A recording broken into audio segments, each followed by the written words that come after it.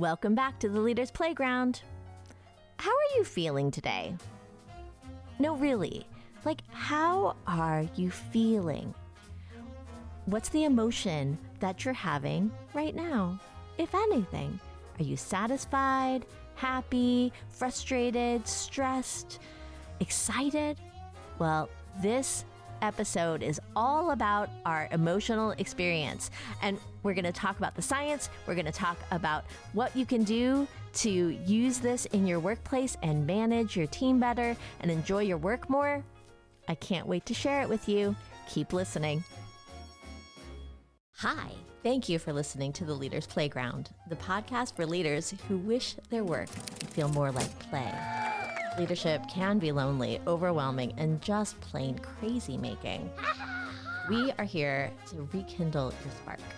I'm Irene Salter, your host and a PhD neuroscientist and science educator with a passion for helping people thrive, not just survive. Please click that follow button so you don't miss a single episode. So, this last Friday night, a good friend of mine and I were talking. She said, "There's so many emotions in my house right now." I replied, "I know, me too." She said, "Just today I felt scared, sad, angry, disappointed, and excited all in one day." And I laughed. It's like we're teenagers or something. I often suspect my daughter and her friends have 5 completely different emotions before breakfast. But why is it that we, the adults, were having so many emotions? Shouldn't it be the kids? Well, we've been having emotions for all the reasons. So many reasons. Excited? Well, my friend had just closed escrow on a new business that very day. Woohoo! Yeah! Sad? A dear, dear mutual friend of ours passed away the day before. Scared? The park fire in California is burning up straight towards us. As of this writing, the northwest edge is 10 miles from my house, point to point. Ah! But don't worry, we're safe and prepped in case we need to evacuate. Disappointed? Well, that day, our kids' summer camp got canceled. Fires, you know? Angry? On top of all of that, my water heater is on the fritz, and I'm dealing with a phishing scam. So yeah, there's that too. This morning, my husband and I were complaining about all of it in bed, and we simply pulled the covers up over our heads and we said, maybe it'll all go away. And of course, our problems and emotions are very tiny compared to what people facing poverty, war, or homelessness are facing each and every day. It's tiny compared to what my friend's widow is facing. So, of course, my husband and I get out of bed and we got on with our day. The reality is, all of these emotions are a natural part of who we are. They are the heart of our humanity and the heart of our minds. It reminded me a lot of seeing the movie Inside Out 2 by Pixar. I decided to devote this podcast episode to emotions and the importance of emotional intelligence in making our work feel more like play. So, in the movie Inside Out, what you have is a coming-of-age story for a girl named Riley, and you also get to see inside of her head.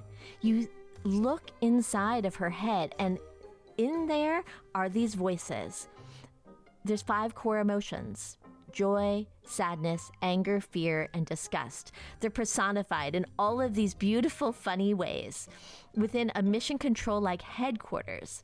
And there they are at the control panel guiding Riley's actions. In Inside Out 1, the joy character inside of Riley's mind decides that Riley doesn't need sadness right now and tries to banish sadness. Well, she also finds out that sadness is at the core of Riley's resilience, her ability to ask for help and to look to the people around her that care and love her. Well, in Inside Out 2, she hits puberty. And in one of my favorite scenes, a puberty alarm goes off in the middle of the night, and all the normal controls on the control panel go haywire.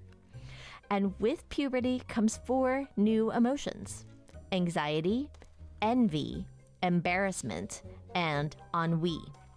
What's ennui? Well, I love how ennui perfectly captures all the most annoying features about teenagers: the boredom and lethargy, the smartphone addictions, the way that people deflect uncomfortable situations with sarcasm and disinterest, even how Ennui's socks are constantly falling off her feet because she's simply not motivated enough to pull them back up again. I also love in Inside Out 2 how the character anxiety literally bottles up all the 5 core emotions, pokes holes in the top of the jar, and throws them all away, saying, "It's not forever, it's just until Riley makes varsity, or maybe until she turns 18, or maybe forever, I don't know." I mean, it's such a perfect anxiety moment.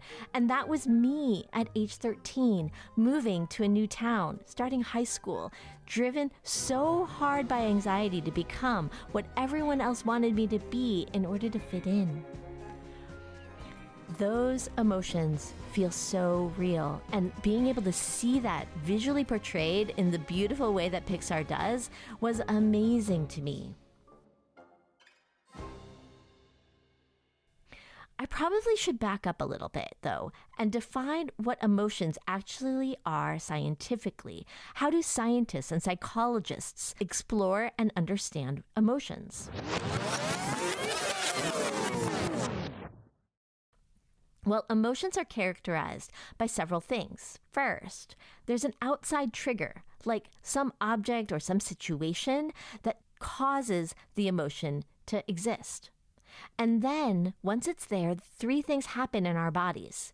There's a physiological response, which are the sensations that happen inside of our bodies. Things like our face changes its expression, our heart rate changes, our muscle tone shifts. All of those physiological things happen. Another thing happens is the ways that our thoughts are triggered. There are thoughts and memories that are brought to mind that are related to that emotion. And finally, there's a subjective experience, a feeling. We feel afraid, we feel sad, we feel angry or happy. Those bodily responses lead to a behavioral response, a way that we are driven towards action in the world, or that it changes our motivation and changes what we're going to do next. Those things together, the trigger, the things that happen in our body, and the behavior, serve as a social signal to other people in the world. Our outward responses can be read and interpreted by others. Emotions just aren't internal entirely. They are the basis of how we interact socially with other people. Emotions will last seconds to minutes, sometimes coming in waves one after the other. And that's what differentiates them from a mood. Moods are these emotional states, but they're usually of a lower intensity, they don't have a clear trigger, and they can last a lot longer than the seconds to minutes that emotions stay around.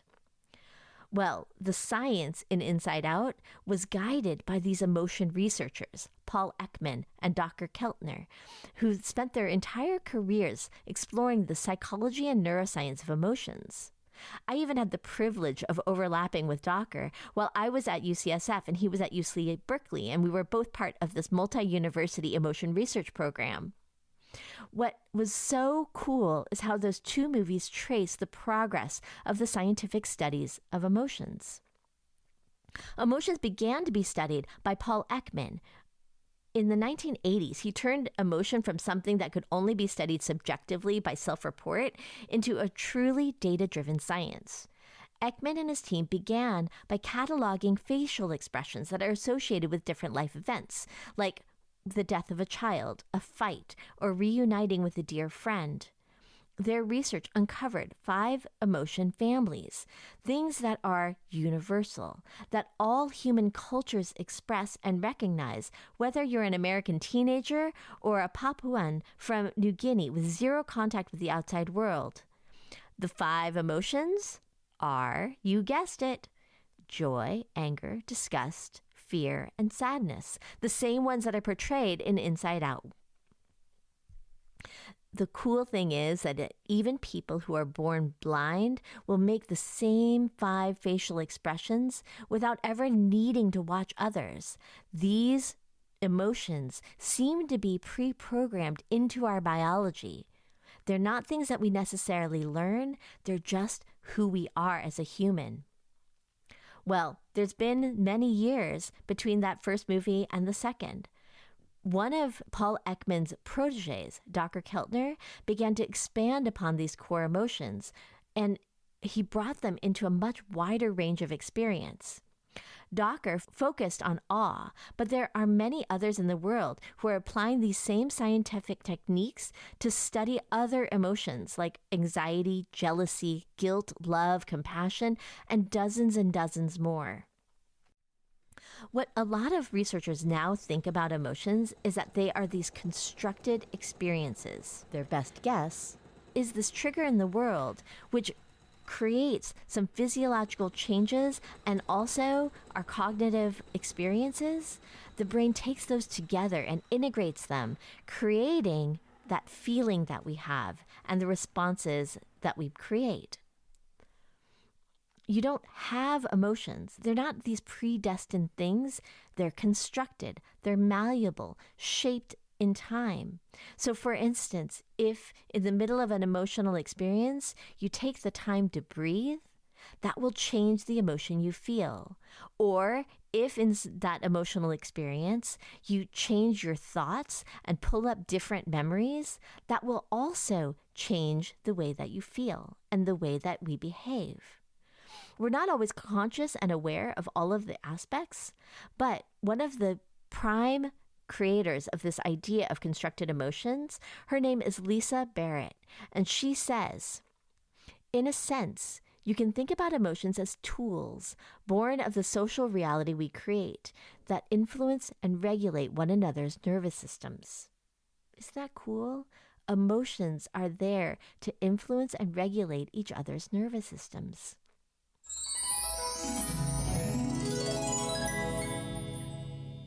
Take a pause. One of the biggest tools that you can use to make work feel more like play is to get in touch with your emotions.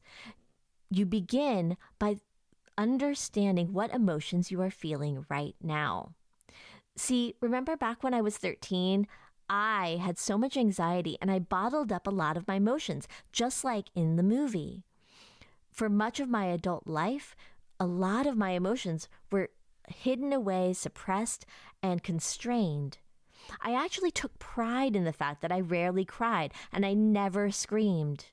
I distracted myself by staying so incredibly busy that there just wasn't enough room or time or space to acknowledge my emotions. But then those bottled up emotions would burst out in all sorts of unhealthy ways. Passive aggressiveness, chronic stress, self-doubt, an inability to be present in the current moment. The shift that I've made in the last couple years is doing a whole lot of unbottling. If you're a suppressor like me, the thing that we need to learn is to simply name emotions when they arise. Brené Brown is the queen of a lot of this. She is this social worker who's turned into a psychology guru who you see all over. She says that the language of emotions is so important. I quote, "When we don't have the language to talk about what we're experiencing, our ability to make sense of what's happening and share it with others is limited." End quote.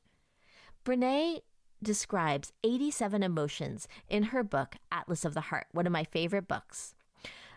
The content analysis that she did to create those 87 emotions arose from taking the words of 66,000 participants and really analyzing them and pulling out all of the different emotion words and experiences that came out of those writings.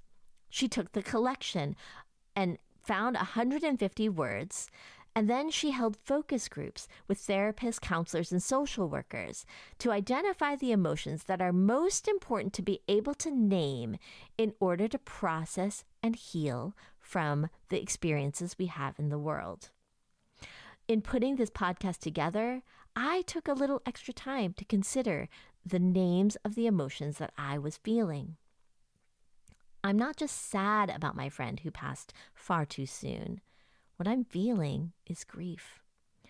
I'm not actually angry about my water heater and the stupid credit card phishing scam. I'm feeling helpless and a bit outraged. I'm not merely anxious about the fire. I'm stressed and feeling vulnerable because I have so little control over the outcomes. And while I'm disappointed that my daughter isn't able to go to the summer camp she would have been looking forward to, I'm really grateful that we're able to have a little extra summertime together with some little extra summer fun. In the show notes, what you're going to find is 2 different resources to help you name your emotions. There's one that's called a feelings wheel, where you start with your basic emotions, and then you can start to differentiate and learn new vocabulary to really differentiate and explore what that feeling truly is for you. There's also in the show notes a PDF that Brené Brown created that shares the 87 different emotions and the categories they fall into. So what I would encourage you to do is exactly what I did, is to take the emotions that you feel and explore them just a little bit deeper to see if there's a couple more emotion words that you can add to your vocabulary to help you really get a handle on the experience. All right, back to the show.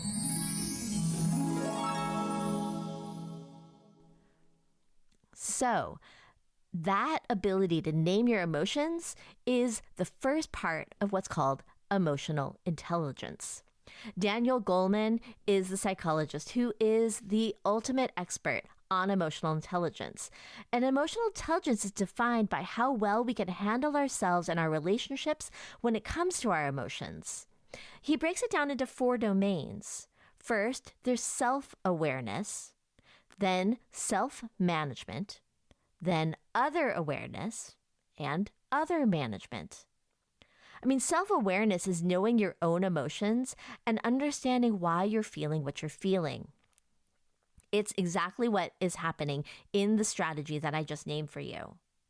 Then there's self-management, being able to handle your emotions, especially the negative ones, in productive ways.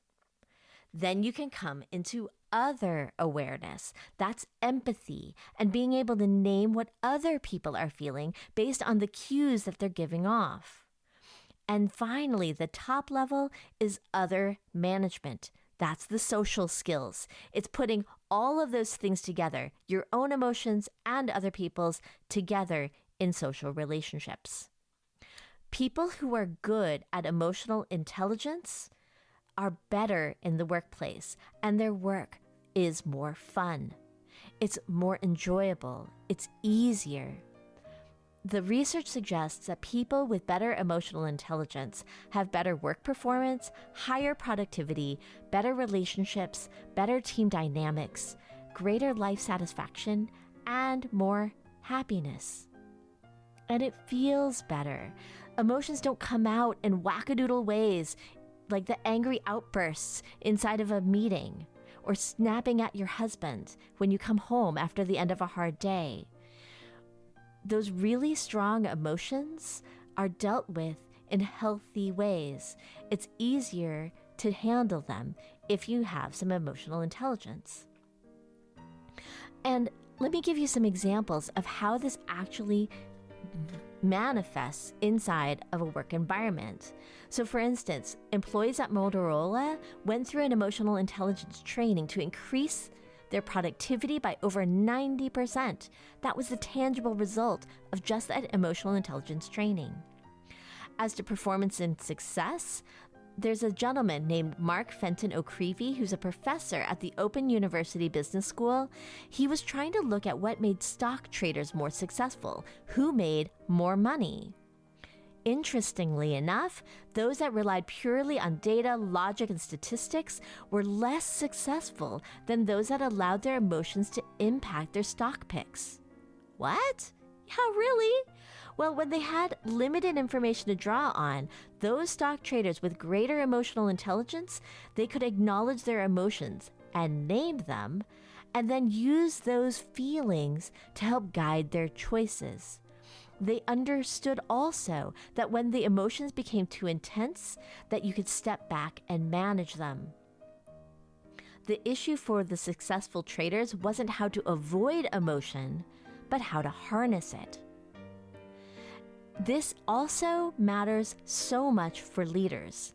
For instance, leaders at Pepsi, those with higher emotional intelligence, improved employee retention by 87%. How? Why? How did that work? Well, a study by Elisa Yu from Stanford offers a strategy you can use right away to do exactly that, to improve employee retention and the connection that employees feel to your organization.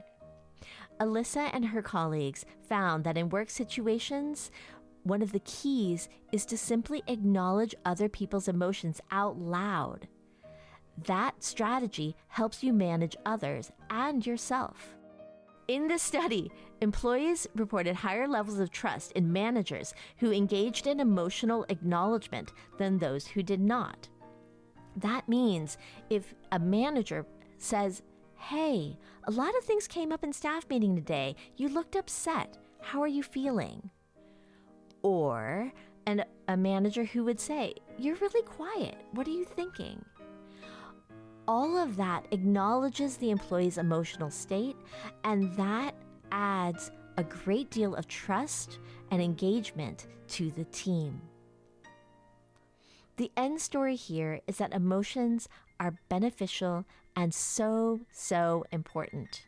We all have emotional voices in our heads. Many of those drive the way that we feel, the way that we act, the way that we think. They coordinate all of those things together. So being able to name and acknowledge your emotions and the emotions of others makes us better, more whole people. It makes us better managers and better leaders. Thank you so much for joining me here at the Leaders Playground. I want to thank several people in my life for keeping my emotions in check. Tyler Lockamy for being the amazing sound producer and designer that he is. I couldn't be doing this podcast without you. And Robin Canfield and Tessa Borquez, who keep all of the back end of my business humming. In the show notes, you are going to find a link to trailers for Inside Out, several of the books that I mentioned, as well as the research on emotional intelligence in the workplace. Finally, would you please do me 2 favors? Do you know a leader or a friend who is surviving, not thriving? Maybe they're facing some big emotions at work. We just talked about this in my leadership circle today and in a training I did yesterday. If so, and if some emotional intelligence would be helpful, please text your friend a link to this show. And secondly, go ahead and click follow on Spotify, Apple, YouTube, or wherever you get your podcasts. That will ensure you're going to find out about the next episode, where I tell you a story from my middle school years and link that to what it's taught me about being an authentic leader today.